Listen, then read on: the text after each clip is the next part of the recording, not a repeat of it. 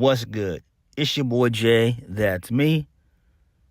Let's get into NXT from January the 23rd, 2024. A very solid episode. Very solid episode. I'm not going to hold you guys up. It was very solid. I enjoyed it. So we kicked the show off with the first match of the night. That being Braun Breaker and Baron Corbin versus Axiom and Nathan Frazier. Semi-final. 2024 Dusty Cup. Very good, fun match here. It went on kind of long, but Braun Breaker wins via the spear. Towards the end of the match, Baron Corbin went for the end of days. And then Braun hit a nasty, devastating spear to Nathan Frazier. And that's how they won. So that's great there. Now, I know I have ragged on Braun Breaker and Baron Corbin as a tag team, but they're starting to grow on me for sure. And I do think that this could work. I like it. It's interesting, to say the very least. It's very interesting to see where they go from here. Now, they probably more than likely will win the Dusty Cup for sure. I don't see Trick and Mella winning at all. There's going to be the implosion. So, I'm hoping that's what they stick with, you know?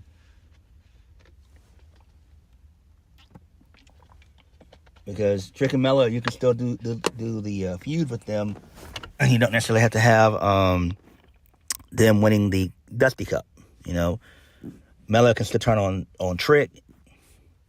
Because I still don't think that Ilya is going to lose to Trick. I just don't. So, there's that. Moving on.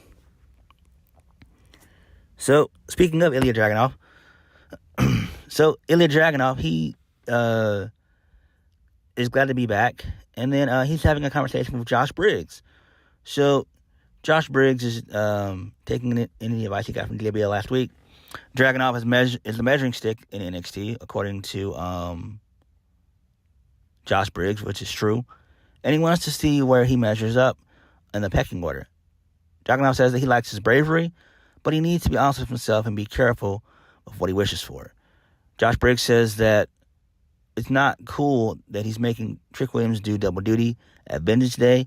And then my boy Trick, whoop that Trick, whoop that Trick. I like it. He enters the conversation. So Trick says that Josh Briggs should prove himself at another time. Josh Briggs says that Trick is going to hop back in Melo's back pocket at the Vengeance Day. There's a nice little line there. So Trick then says if Josh Briggs wants an opportunity, Trick suggests having a match later on the night. Dragunov said that he'll be prepared for February 4th, and he'll be keeping close eyes on their match. Nice. So I do like this. This makes sense, you know. Dragunov is that dude. Dragunov is the guy for NXT. I'm hoping that he'll be on the main roster sometime in 2024, you know. And he probably will, especially since WWE is going to go to Germany sometime this year. I think they're doing, they're having a pay-per-view in August. I can't remember, the name escapes me right now. It's not SummerSlam. I think SummerSlam is in July. So it can't be SummerSlam.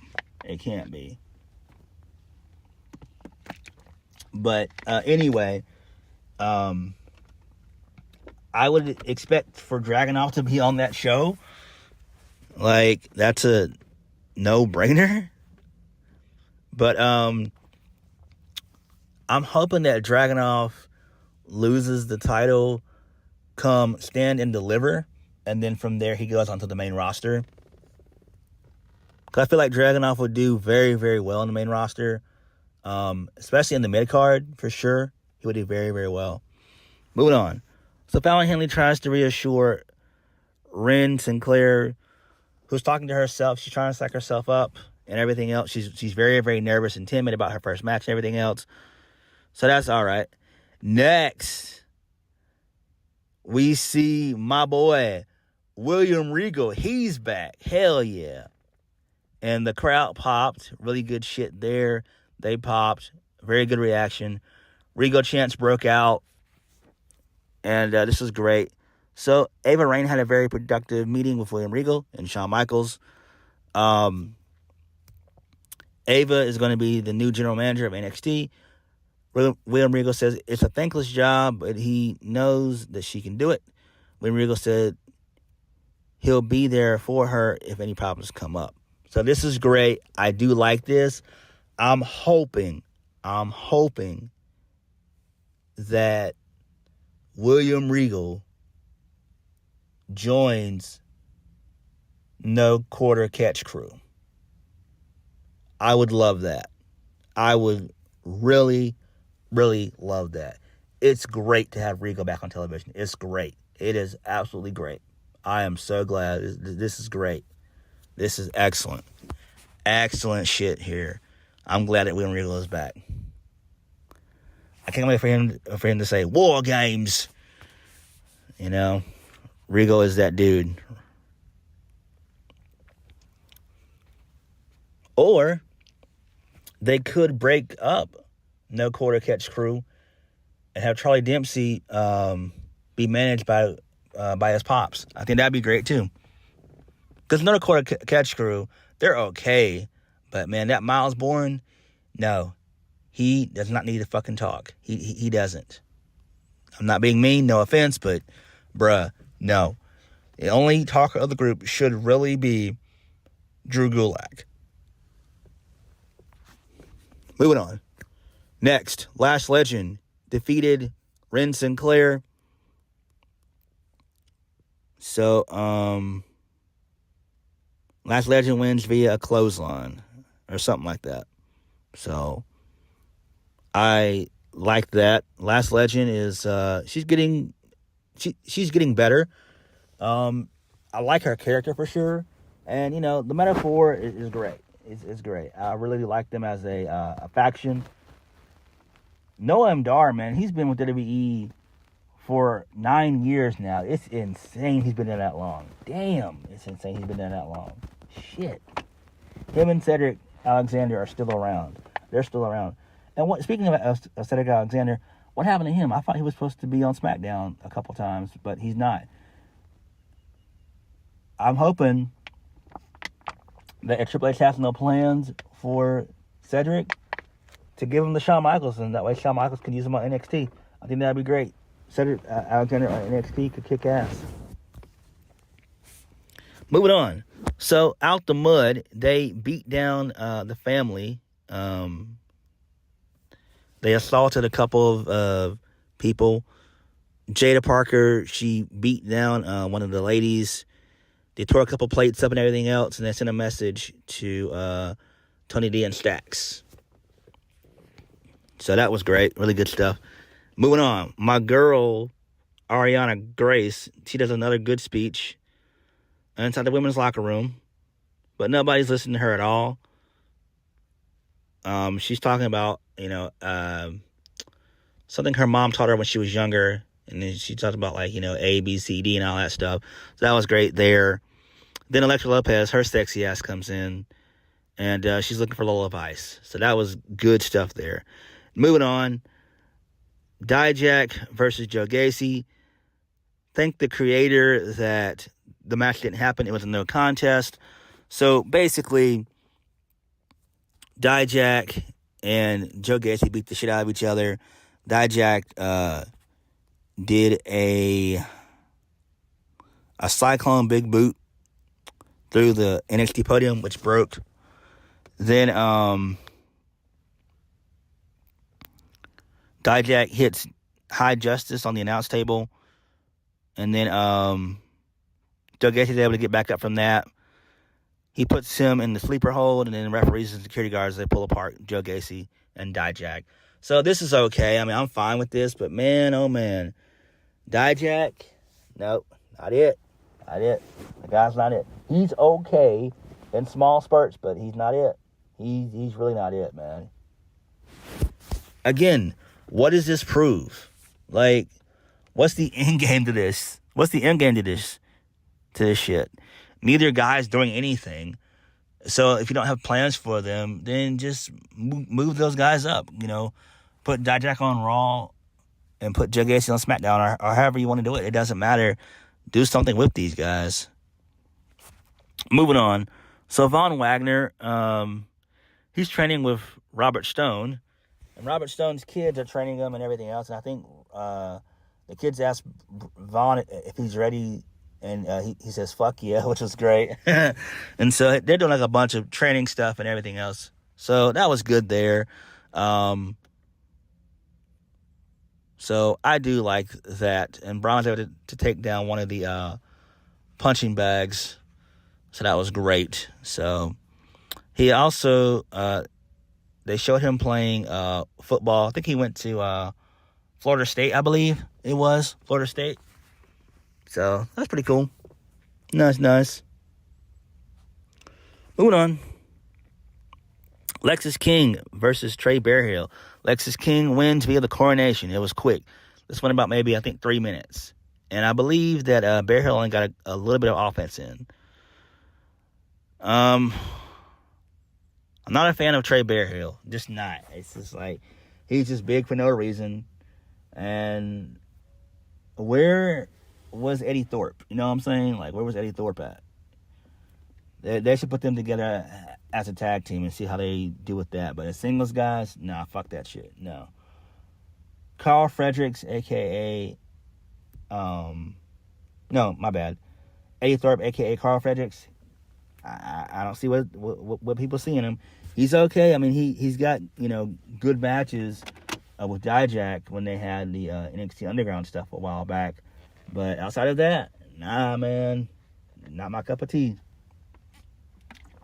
Just not it. Moving on.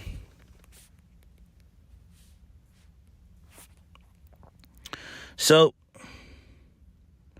Carmelo Hayes, he tells Trick to keep his eyes on the prize. So, Carmelo is asking Trick, why is he fighting Ilya Dragunov's battles? Trick wants to make sure Dragunov is 100% and ready for Vengeance Day. Melo didn't want to hear that because he's been playing this game since October. There's always an excuse. Ilya sees Trick as a threat, so he's going to do whatever it takes to make sure he doesn't win the Dusty Cup or the NXT Championship. Trick knows about the game, and next week they're going to take care of the LWO. Melo has his hands full of Austin Theory on SmackDown on Friday. And as far as tonight's concerned, Trick has to handle business by himself. Again, this has been going on for 3 months. This is a little bit too long for the Trick and Melo storyline. We should have got a payout a while back. We really should have got it back at NXT... New Year's Evil. We should have got it back then, which was 2.5 weeks ago, 3 weeks ago. We should have got the payout then. I don't know, but thankfully, Vengeance Day is right around the corner. It's next weekend, so that should be where we get everything. That we get the payoff that we've been wanting for a while. But this has been going on for far too long. And we still don't know who attacked Trick Williams, but we know. Next, Noam Dar and Ora Mensah, they're out there. They said that Last Legend and Jakar Jackson were not able to make it because they had to take care of Ren Sinclair and Miss I Love Horses Way Too Much, Fallon Henley. That was good there. So both of them make fun of Von Wagner. They said that Robert Stone's kids and Von Wagner go to the same school together. They're in the same class. They even share crayons together. And Noam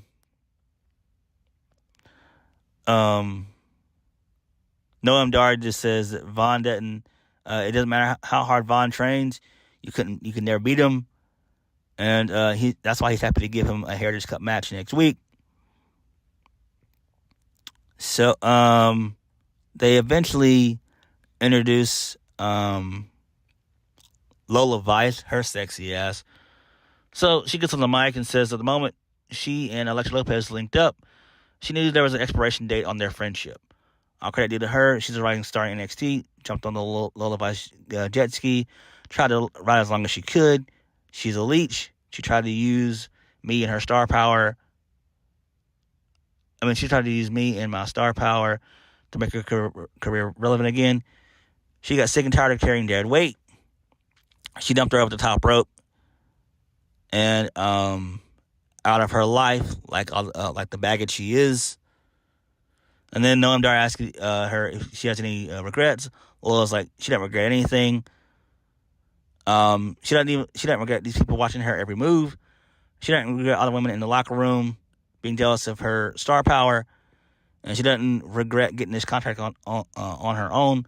So Elektra Lopez's sexy ass comes out. Ooh wee. And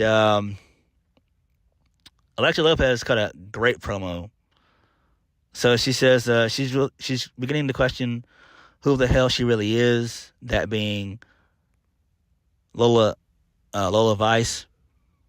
She says, half the time you're trying to hold back tears, retweeting any positive comments about you, pretending to be all sweet and innocent, saying it's such an honor to be in WWE. She's worked hard and sacrificed, and then she called her a bitch. She says, bitch, I've sacrificed 10 more times than you. My hard work every single day is the reason why I'm here. It's got the attention of Santos Escobar and Legado del Fantasma.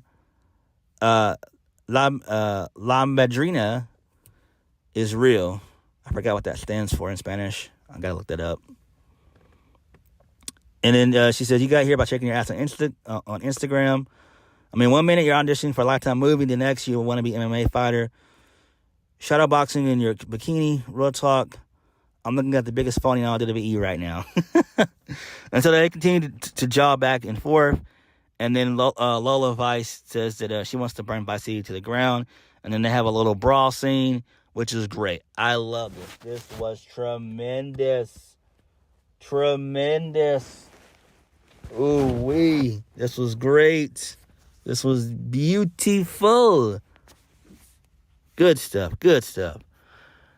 That was great. Moving on. So we have a Chase U segment. So they're basically going to lose everything. So the movers, they showed up and they took everything. And this one guy was going to take the podium. And Andre Chase was like, no, don't take my fucking podium. Don't touch my fucking podium. And so the guy takes his podium. And he looks over at Duke Hudson and says, look, we lost everything. It's over. And then they shut the lights off. So this is great. I said this many a times. Chase U, to me, has gone on for far too long. This has been going on since 2021, since NXT 2.0 was a thing. And I've said this, and I have stuck by it ever since. When NXT released Brody Haywood, when they released him, that's when Chase U really lost a lot. Because a lot of people were really down for that character. They've recovered with, Thea Hill and everything else, and Duke Hudson and stuff. They've recovered, but personally, I think Chase U was done. There's nothing more you can do with the story. It's done. It's really done. So, moving on. Next, Dragon Lee versus Scripps from Out the Mud.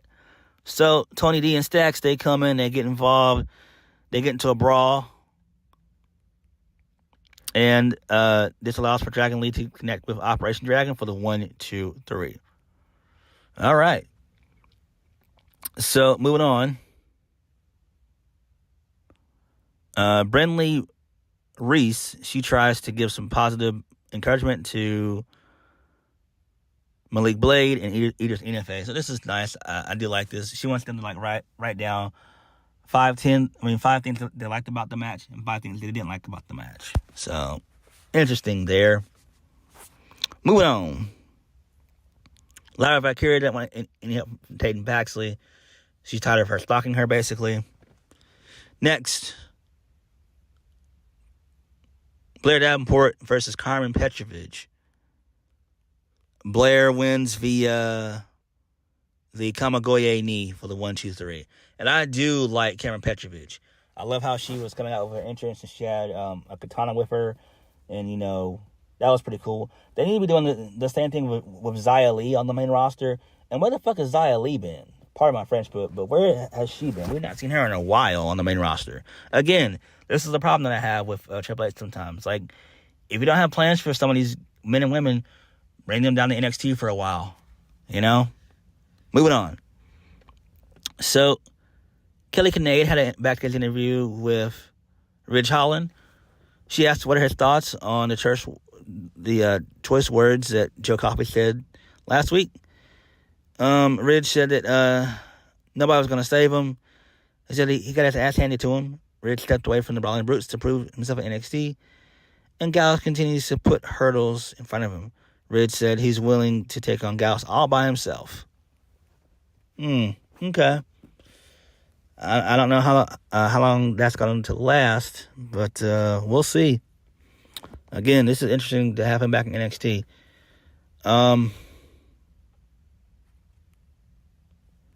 Main event, wrestling-wise, of the evening. Trick Williams versus Josh Briggs. So, Ilya Dragunov was on commentary.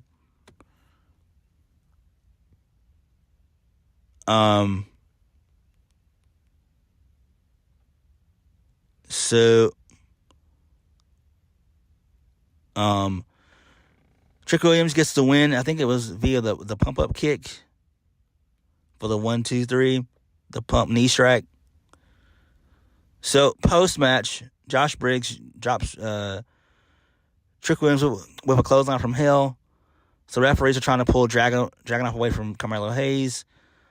Trick Williams shoves Carmelo in the process. So, this is great. They're finally, playing into it. They're finally making it known. So, this is great. I think that Josh Briggs is still going to be a face in the matter. It's just he probably was just upset.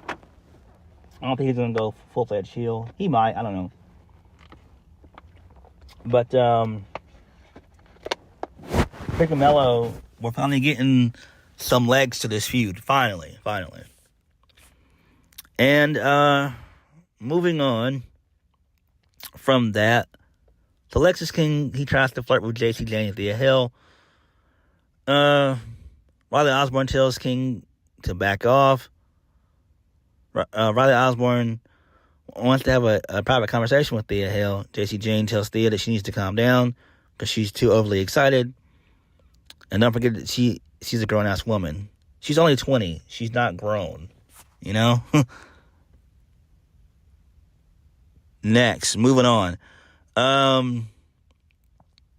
So we get another No Quarter Catch Crew vignette. It's the same as last week. There's nothing really different. Moving on. Carmelo Hayes and Trick, they got into a little shouting match backstage. Melo says that the Trick needs to wake up before Vengeance Day. And then how we ended the show was the contract signing. That being Lyra Valkyria and Roxanne Perez. So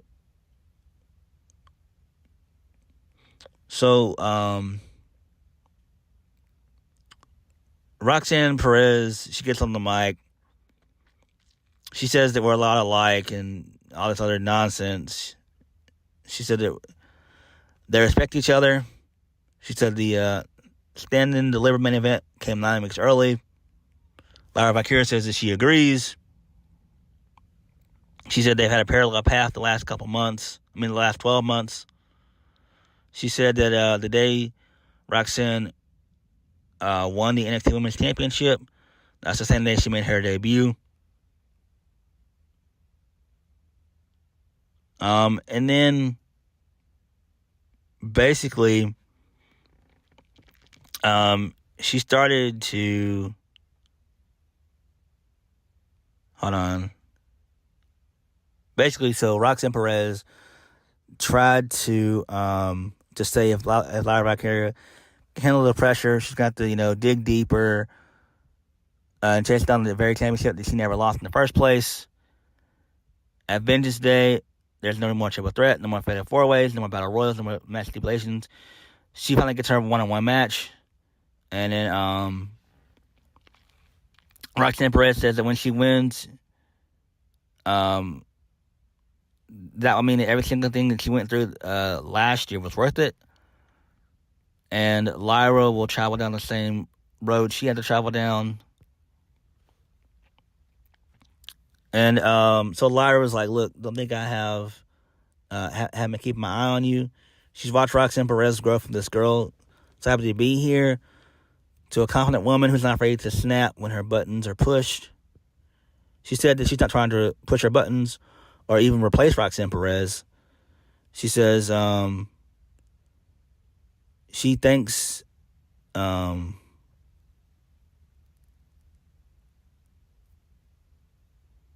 she is happy that Roxanne Perez is bringing the more edgy side to her. And then she says that is exactly what's going to happen at Vengeance Day. In the last 12 months for you, they're going to be nothing. So they continue to banter on back and forth. Nothing really comes of it. And then, so Ava gets on the mic and she just says, stop it. Let's just save this for Vengeance Day.